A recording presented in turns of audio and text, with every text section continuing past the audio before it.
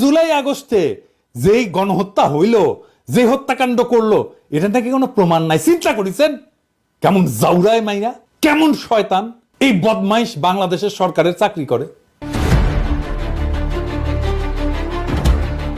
বৈষম্য বিরোধী ছাত্র আন্দোলন অন্তর্বর্তী সরকারের প্রধান উপদেষ্টা জুলাই গণহত্যা ও শহীদ আবু সাইদকে নিয়ে বিতর্কিত মন্তব্য করে ব্যাপক সমালোচিত হয়েছেন লালমনিরহাট জেলা প্রশাসনের নির্বাহী ম্যাজিস্ট্রেট তাপসী তাবাসসুম উর্মি। বিতর্কিত মন্তব্যের জেরে ওএসডির পর ৭ অক্টোবর তাকে সাময়িক বরখাস্ত করেছে প্রশাসন।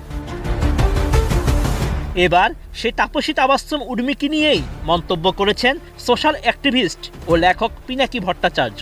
৭ অক্টোবর সামাজিক যোগাযোগ মাধ্যম ফেসবুকে এক ভিডিও বার্তায় উর্মির বক্তব্য শুনে বিস্ময় প্রকাশ করেছেন তিনি।